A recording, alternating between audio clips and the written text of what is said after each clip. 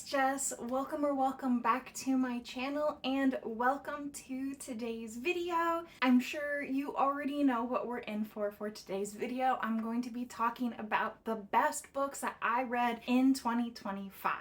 In case you've never seen one of these videos for me, because I only do them once a year, I don't count rereads into my best books of the year. I only count books that I read for the first time. And then I also just want to say that I only pick one book from a series. I'm not going to say anything different about book one in a series versus book two because I don't want to spoil it for you, right? Like, we're picking up what I'm laying down, right? So 2025 was honestly a really good reading year for me in terms of quality. First of all, I read 72 books, which is like very normal for me. I usually read like between 60 and 80 books a year, so 72 is a normal year. And I had a lot of really great books, but I really didn't have very many new favorites this year, and I also didn't have very many 5 stars this year. There's actually 3 books on this list that I'm considering the best books of the year that I read, and they're not 5 stars. I still feel like it was a good year because I just had like a ton of really great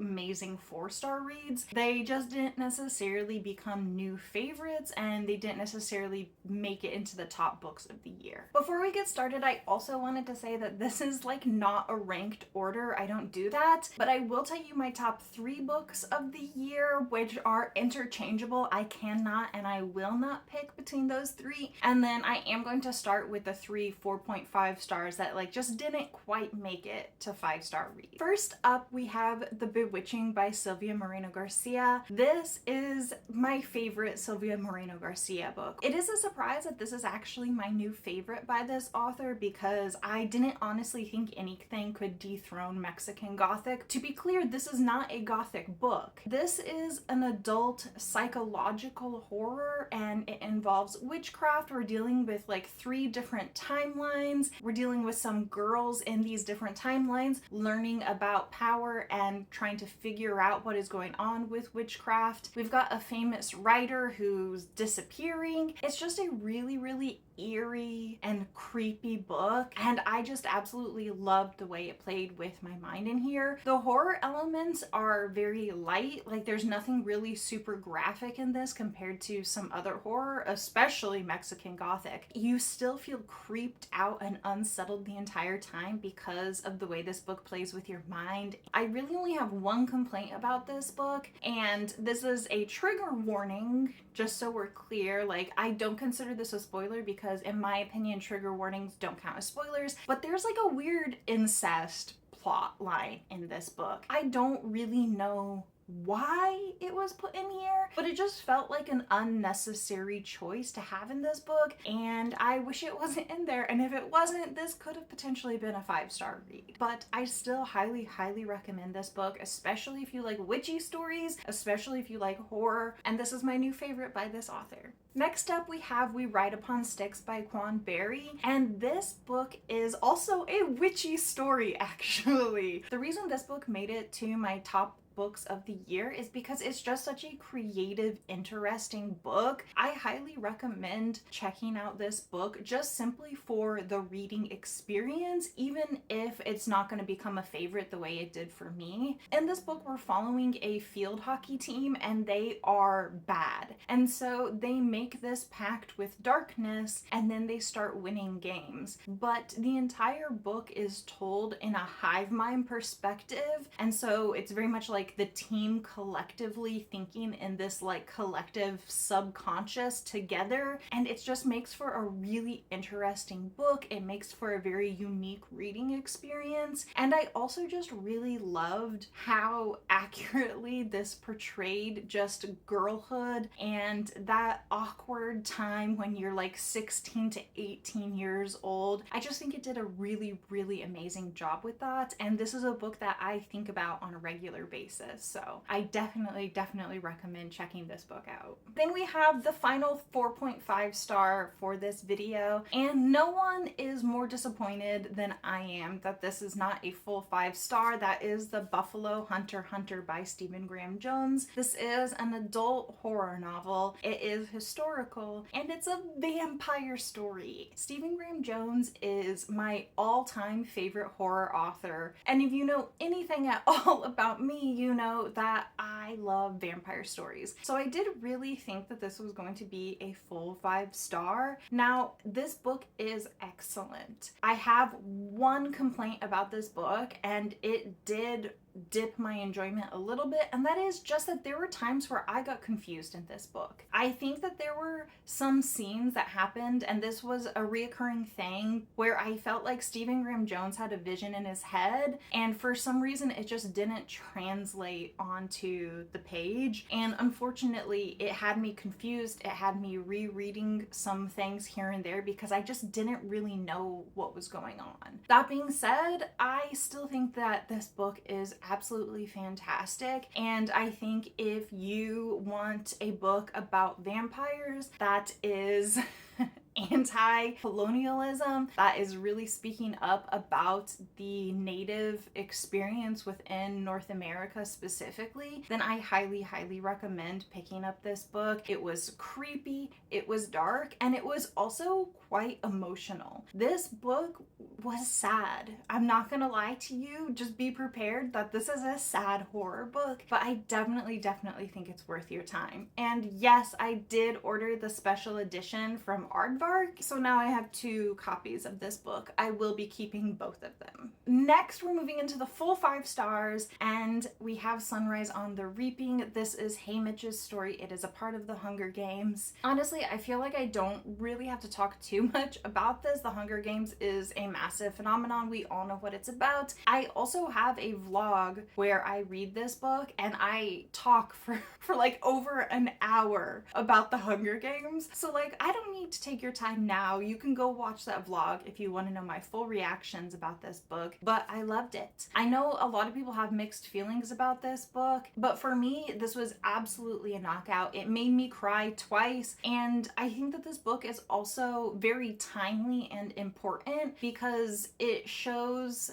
how much effort goes into standing up to fascism and authoritarian regimes. And it also shows that sometimes you fail, but the effort that you put in and the resistance that you do, even if your grand goal to overthrow the government doesn't pan out, the acts of resistance that you do along the way, those still have an impact and those still matter, and that is still putting good out into the world. This book just really hit me the exact right way. I read it at the exact right time, and I think that if you haven't read The Hunger Games, you should. Just because you're an adult doesn't mean you shouldn't be reading The Hunger Games. This is a fantastic series. Now we're into the top 3 books of the year. Like I said, these are my 3 favorite books, but I will not be picking and ranking them because I simply can't, and it's my channel. I get to do what I want. So in no particular order, I have He Who Drowned the World by Shelley Parker Chan. This is the second book in a duology that begins with She Who Became the Sun. This series absolutely destroyed me. It is so fantastic. If you like morally gray characters, if you like political fantasy, this is definitely a series that you should check out. In my opinion, it is criminally underrated on Goodreads. I don't know why it's not rated higher. I don't understand. In this series, we're following this girl, and her father takes her and her brother to get their fortune read, and her brother's fortune is that he is going to attain greatness, and her fortune is nothing. However,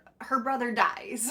So she ends up taking up his identity and trying to live her life the way she thinks that he would in order so that she can attain greatness in his place. That's how the book starts out, but like the character work in here, the character development is absolutely phenomenal. The further you get into the book, the more characters you meet. This book will have you like cheering for villains at times. You just never really know what any of the characters are going to do in this, and that's what makes the series so great. I will say, like, the politics in here are off the charts. Like, it is extremely political, so if that's not your thing, you're not going to enjoy this book, but I absolutely loved it. If you like morally gray characters and you haven't read this, you're truly missing out. This series was devastating to me. It hurt so good, and I will never forget about this series. I will be thinking about it for as long as I live. Now it's time to talk about Heavenly Tyrant by Sharon J. Zhao. This is the second book in the Iron Widow series. I'm not gonna lie, when I started this book, I thought it was a duology. It is not. I am dying slowly while I wait for the third book in this series. I don't even know if that's gonna be the final book. This is a series, like, I don't care how long it takes. I will wait. The author of this series does a lot of political activism and fundraising, and that has taken up their life for like the past, I don't know,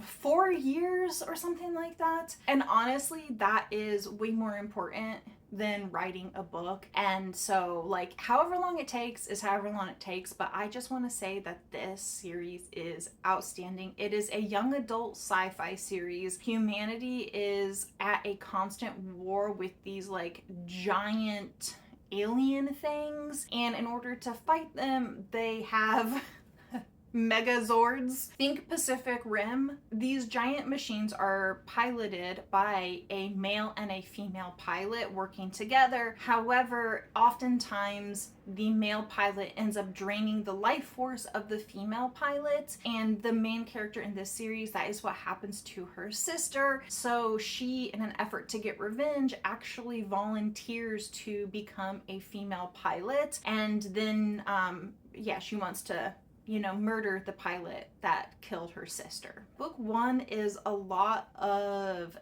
female rage. It's much shorter. This one is like double the length of book 1, but it's a lot of female rage and a morally gray woman just making her mark on the world and doing anything. She is absolutely ruthless, and she does not care who she has to step on to accomplish her goals. Book 2 has a lot more character development. We get into themes of feminism and socialism and the working class and empathy and all of these different things. So if you're expecting a feminist story, this definitely is it, but the feminist themes don't really truly get on board until book 2, because book 1 is a lot of rage and a lot of stabbing. I mean, not literally stabbing, because this is a sci-fi and they have better technology than just knives, but you get what I'm saying. Now, this is a young adult series, but I did just want to mention that while I do highly recommend this, and I do think that teens should absolutely 100,000% be picking up this book, it is definitely on the older side of YA, so maybe like 15 plus, not like 12, because this definitely is dark. There are some darker themes in here that might not be appropriate for some of the younger readers. Okay, and that brings us to the last book of this video, which is The Memory of Souls by Jenn Lyons. This is book 3 in the Chorus of Dragons, which I have read 4 out of the 5 books. This is an all-time new favorite series for me. I'm still reading book 5. I'm working on it. I'm over halfway into that book, but if you've been around here for a while, you know that I suffer from chronic headaches and migraines, and I've been trying to treat that. I'm working with a doctor. We are adjusting my plan as we go. This is like potentially a very long process of trial and error to figure out what the best treatment for me personally is. I have had a really difficult time focusing and reading for like the past 3 months basically because of this treatment, and so I'm working on book 5. I will be finishing it as soon as I can, but this is a dense fantasy series. It's epic, it's high fantasy. My focusing issues are definitely making the reading experience of book 5 slow. It's not affecting my enjoyment at all. I don't need to be talking about this. I just need to tell you, this is The Chorus of Dragons by Jenn Lyons, and if you like high epic fantasy and you haven't read this series, I literally don't know what you're doing with your life, but you're missing out. I can't even tell you what this series is about because there's just so many moving parts that I just can't. Like, go read a synopsis if you really want, but I will just say that this book has everything. It has thieves, assassins, mages, gods, dragons, talking horses. It literally has everything that you could want. The character development in this book is so fantastic. I am absolutely in love with the characters of this series. And to make it even better, Jen Lyons is a really fantastic author. She's so talented. She puts a lot of humor, not sitting and laughing out loud type of humor, but just like a little cheekiness that she writes in. The characters have a lot of jokes going back and forth, and it just makes this like really heavy, dense fantasy feel like you have moments of lightness that really, really enhance the reader experience. It enhances the character development. It's just such a phenomenal story. I do think that book 5 will be my all-time favorite in the series, but for now, book 3 is, because I haven't finished book 5. Please read the books that I talk about in this video. They're just so good. And I know I didn't tell you what the plot of this is, but like, I'm sorry, I can't. It's too much for me to get into. I'm so sorry, but you need to read this book. Those are my top 7 books of 2025. It was a fantastic reading year for me, and I'm looking forward to finding some new all-time favorites in 2026. Let me know what your best book of last year was, or your top 3, or your top 5 if you are like me and you just simply refuse to narrow it down to one book. Thank you so much for hanging out with me today and being here. I really appreciate it. If you enjoyed this video, consider subscribing. I've got more videos coming, and I'm already working on some reading vlogs in the new year. I hope that you stay safe this week. I hope you stay warm, and I'll see you soon. Goodbye.